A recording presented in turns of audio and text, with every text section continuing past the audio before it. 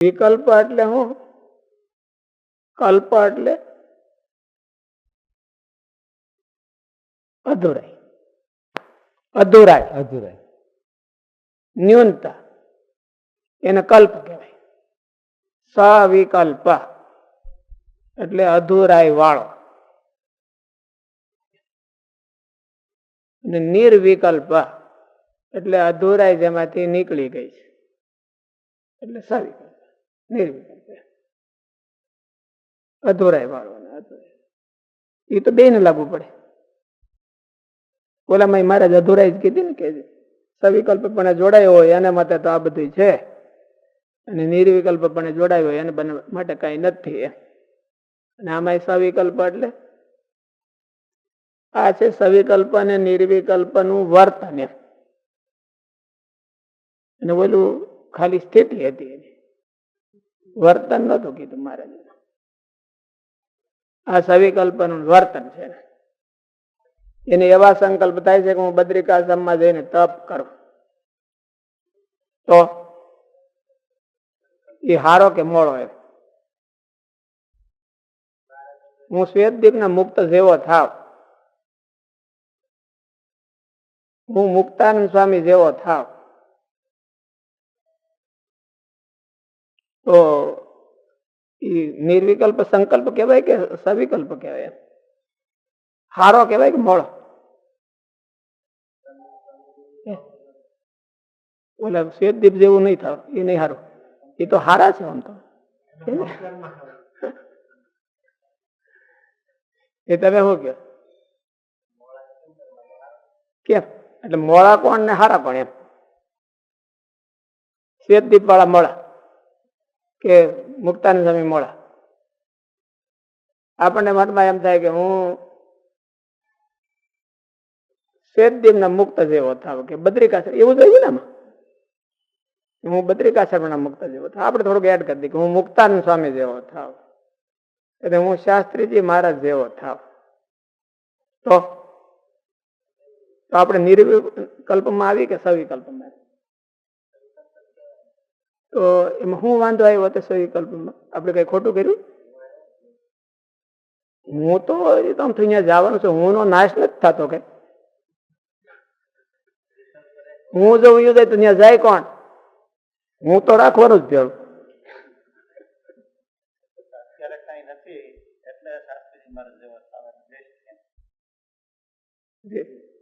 અધૂરાઈ એની પાસે નથી ને ઈચ્છે છે.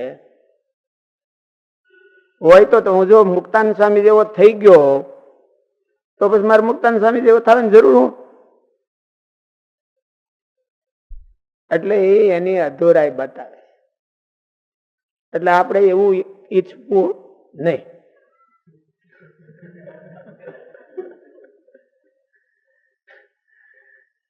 આપણે એવું ઈચ્છવું કે નહીં? તો સવિકલ્પમાં ગણાય તો વિશુદ્ધ સ્વામી. તો એ તો ડાઉન છે, એ અપ નથી. મંત્ર સાહેબ હો કે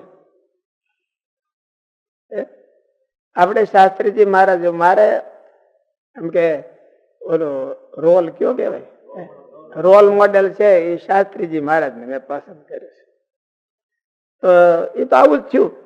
એને એવું કીધું, મહારાજે એવું કીધું કે રોલ મોડેલ અમારા શ્વેતદીપ ના મુક્ત છે. અમારે રોલ મોડેલ શ્વેતદીપ ના મુક્ત છે. તો શું કરશે?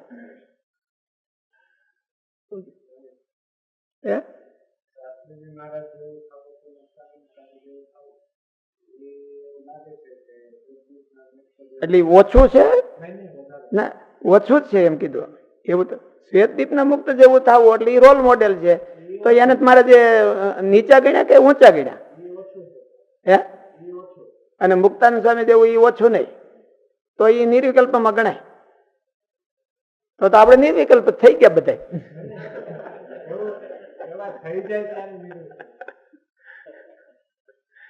તો આપણે નિર્વિકલ્પ થઈ ગયા. તમે શું કહો છો? અત્યારે કઈ કરે નહીં. Goal goal goal goal.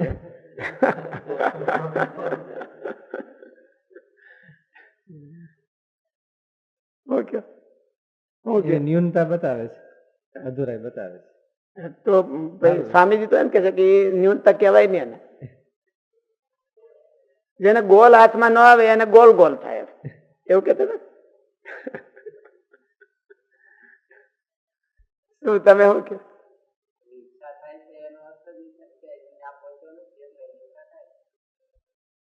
એટલે એવો થયો નથી એટલે એ સવિકલ્પ. મહારાજ એવું કીધું કે શ્વેતદીપ ના મુક્ત જેવો થાવ અને કદાચ એમ ન માને આપણે એમ હોતે લઈ લી કે અક્ષરધામ ના મુક્ત જેવો હું થાવ તો એ સવિકલ્પ કહેવાય કે નિર્વિકલ્પ? શું કે પછી હવે એનાથી આગળ ક્યાં જવું છે? હજી થયો નથી અને એની ઈચ્છા છે. ઈચ્છા શેની હોય? અધૂરાઈની. ઈચ્છા શેની હોય? અધૂરાઈની. કે આપણે જે વસ્તુમાં અધૂરા જઈ અને કોઈ બીજા પડખે વાળાને મળી ગયું છે એટલે આપણને હોતે થાય કે ભાઈ હું હોતે એવો થાવ, મને હોતે ઈ મળે, તો એની અધૂરાઈ. એટલે ઈચ્છા થાય છે એ એની અધૂરાઈ સાબિત કરે છે. આપણે ભલે કદાચ એમ માની કે હું અક્ષરધામ જેવો થાવ, અક્ષર મુક્ત જેવો થાવ, મુક્તાન સ્વામી જેવો થાવ, તો આપણી તો સવિકલ્પતા છે, એની નિર્વિકલ્પતા. એની નિર્વિકલ્પતા કહેવાય, આપણી સવિકલ્પતા કહેવાય. કારણ કે આપણે એનાથી આપણને પોતાને અધૂરા માન્યા છે અને થઈ રિયાલિટી છે અને આપણે એવું થાવું છે. થાય ત્યારે નિર્વિકલ્પ થાય. અને શ્વેતદીપના મુક્તો છે એમાં શું ખામી છે કે એને મહારાજ અહીં સવિકલ્પમાં મૂક્યા? અને બદ્રિકાશ્રમના મુક્તો છે એમાં શું ખામી છે તો મહારાજે એના સવિકલ્પમાં મૂક્યા?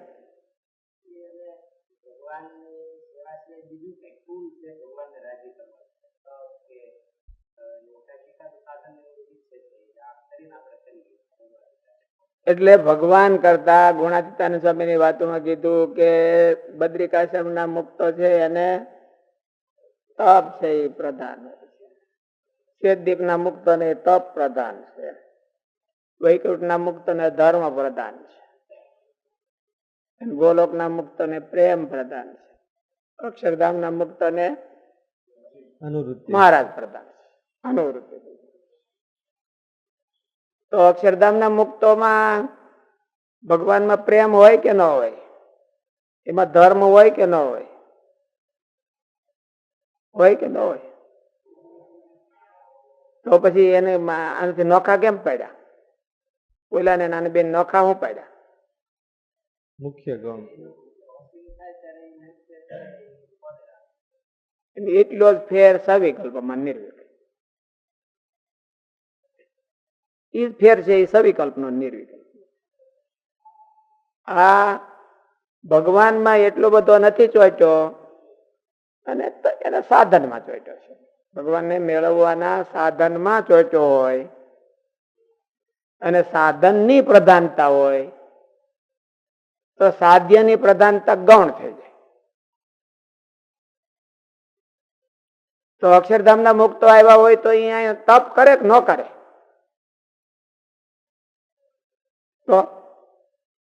તો ગૌણ ન કહેવાય. એને આમ કીધું કે ઈ છે અને તે છું જ ન જોઈ કઈ.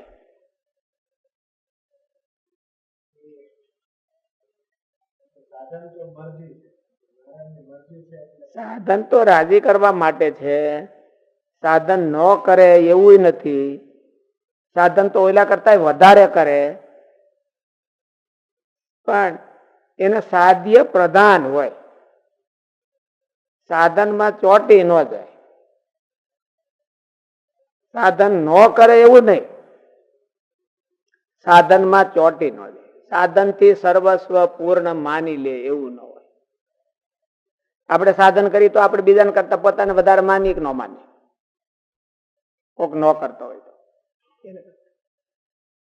એની આપણે હરખાવી ને પોતાને. કે આ તો કઈ કરી નથી શકતો, હું તો કરું છું.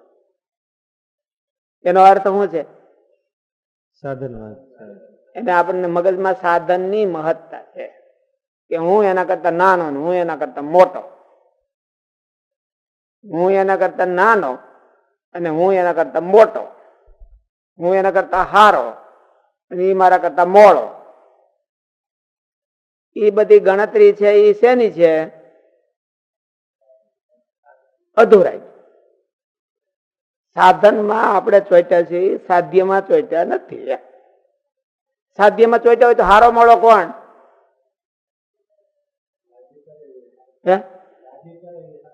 બે એ સાધ્યમાં ચોટ્યો છે ને આ સાધ્યમાં ચોટ્યો છે, હારો મોળો કોણ? હરખા ઇક્વલ કહેવાય. સાધ્ય જ સારું છે બે ના કરતા. એ બે ના કરતા સાધ્ય જ સારું છે. એટલે એને સાધ્યની પ્રધાનતા, સાધ્ય જ દેખાતું નથી અને એને સાધન દેખાય છે. સાધન તો અપડાઉન હોય કારણ કે એ અનેક છે અને સાધ્ય તો અનેક નથી. સાધ્ય જો એને દેખાતું હોય તો અપડાઉન ન થાય. એટલે અધૂરાય કે ચડિયાતા પણ ન આવે. એટલે એને સવિકલ્પ. કલ્પ એટલે અધૂરાય ને સવિકલ્પ એટલે અધૂરાય સહિત મુક્ત. તો પાછું મુક્ત ખરો.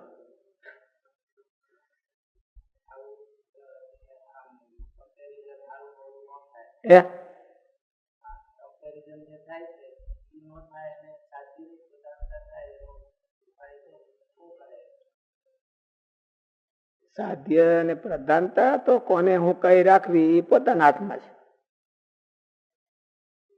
આપણે તો કઈ બિલીફ નતા કેતા? બિલીફ કાલે વાત આવી બિલીફ ની. એક જાતની બિલીફ છે કે ભાઈ સાધ્ય મહાન છે કે સાધન મહાન છે? પણ આના ઓલા પિલર છે ને એ સાધ્ય ના હોય, ઓલા સાધન ના હોય. આ સાધન માંથી પાસ થયો છે ને બહુ કઠણ પડ્યું, ચાંદ્રાયણ કરતો તો બહુ કઠણ પડ્યું અને ઈ કરે ઈ મહાન. બીજા હોતે ને હું હોતે. એટલે એની બિલીફ છે એ એને આધારે પોતાના મગજમાં ઘર કરી ગઈ છે. શેની? સાધનની મહાનતા.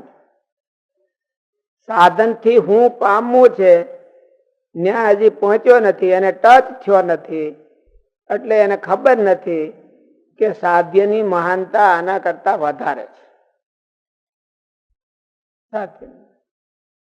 એટલે એમાં સવિકલ્પ અને નિર્વિકલ્પ થઈ ગયા.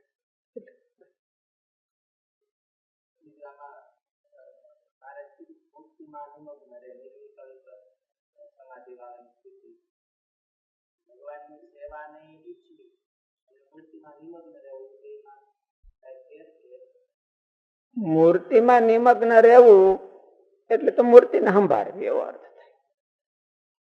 અને સેવામાં સાધનો જે બધા કરે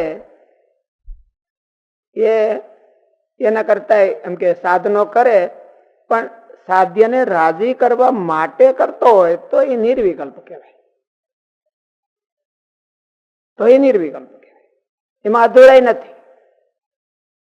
મુક્ત આવ્યા હોય તો અહીંયા સાધનો કરે કે ન કરે? કરે. રાજી કરવા માટે કઈ બંધ નથી થઈ જવાનું.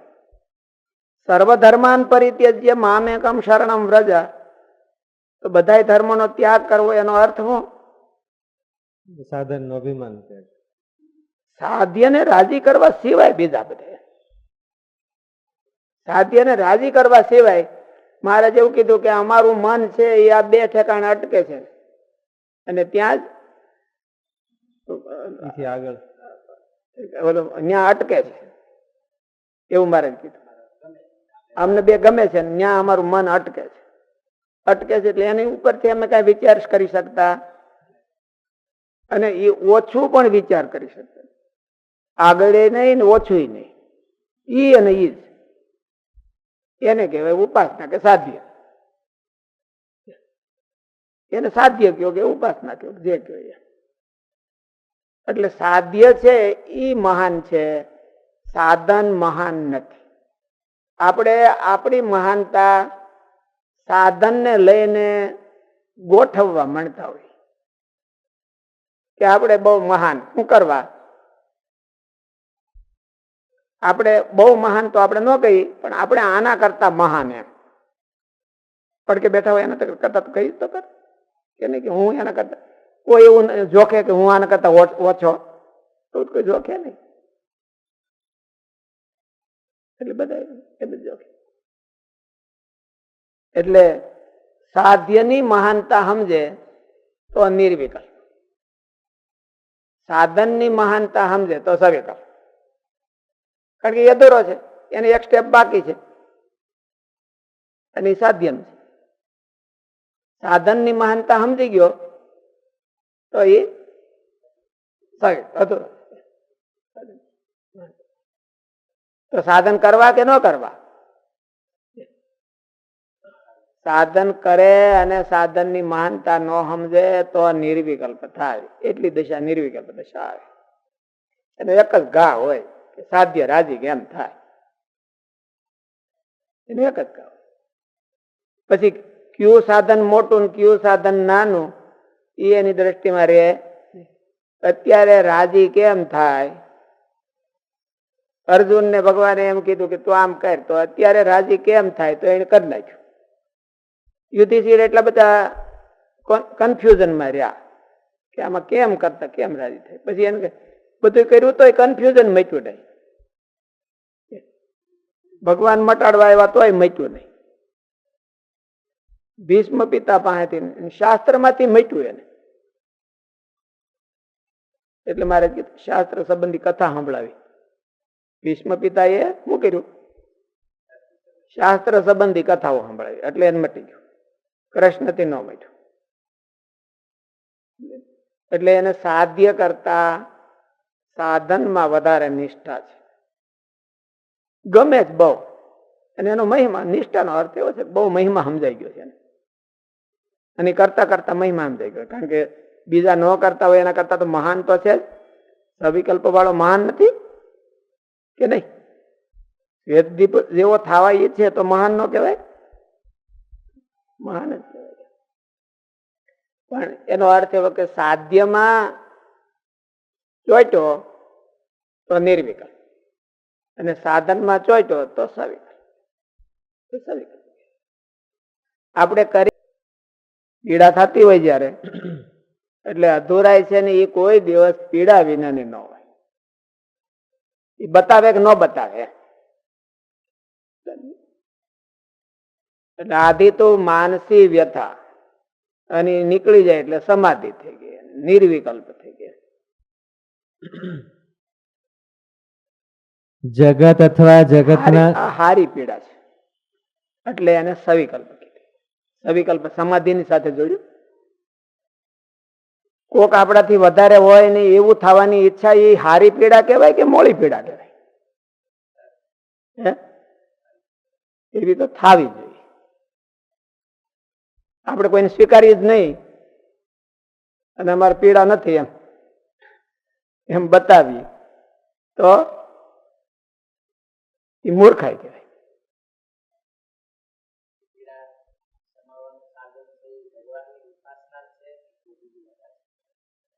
ઉપાસના જ ભગવાનની ઉપાસના, બીજું તો કઈ નથી. કેટલાક સાધન કરવાના હોય અને કેટલીક વસ્તુ સમજવાની હોય.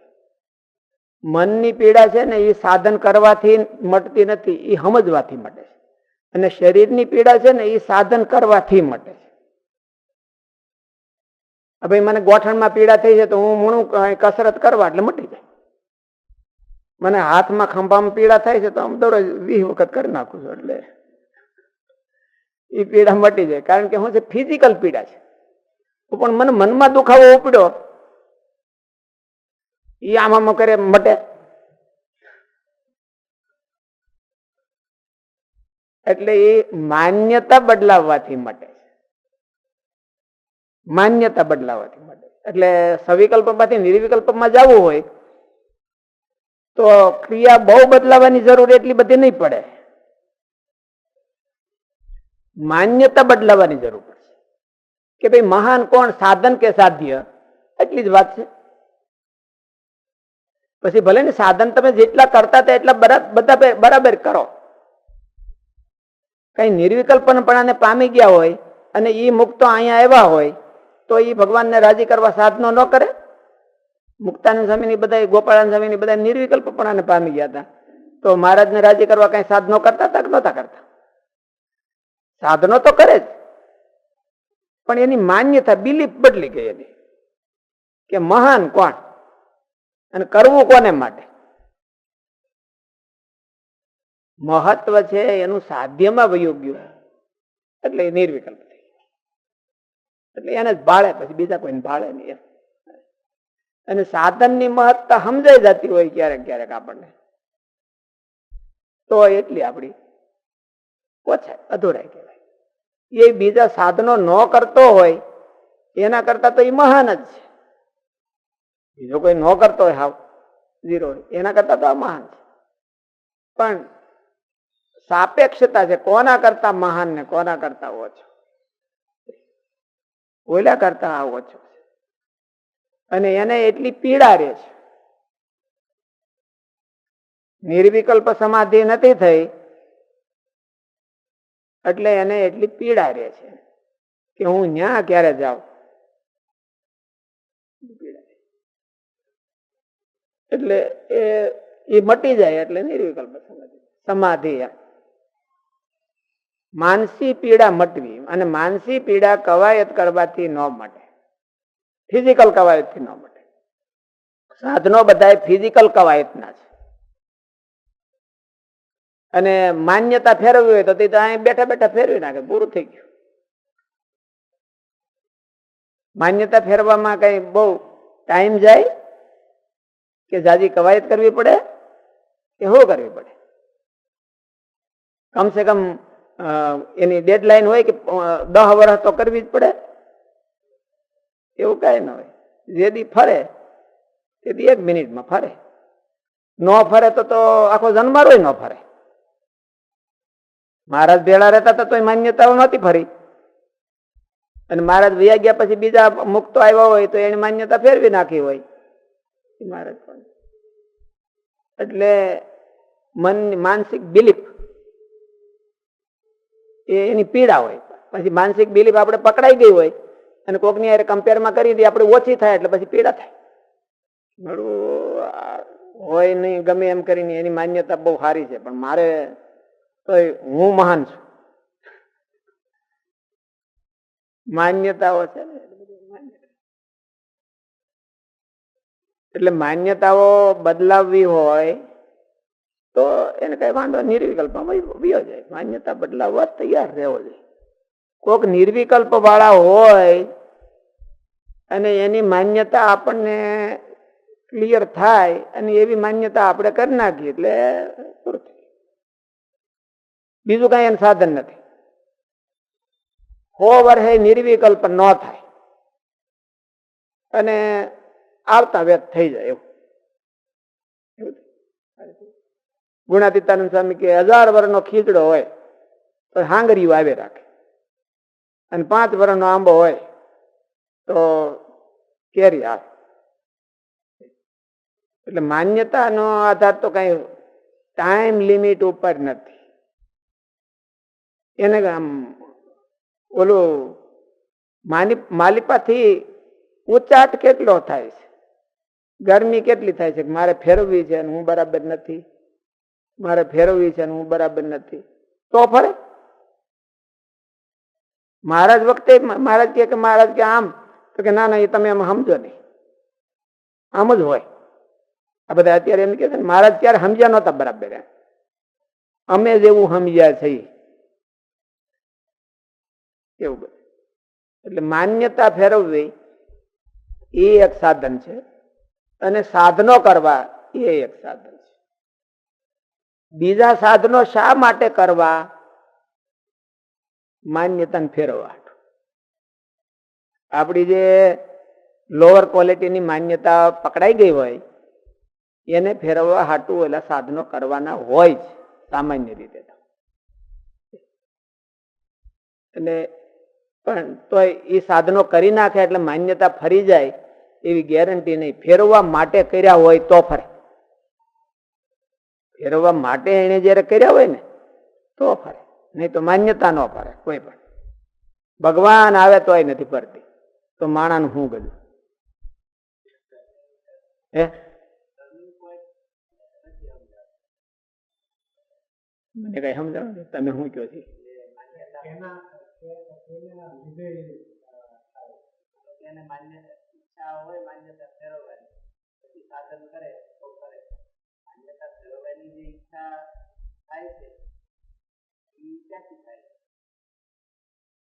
ક્યાંથી થાય છે?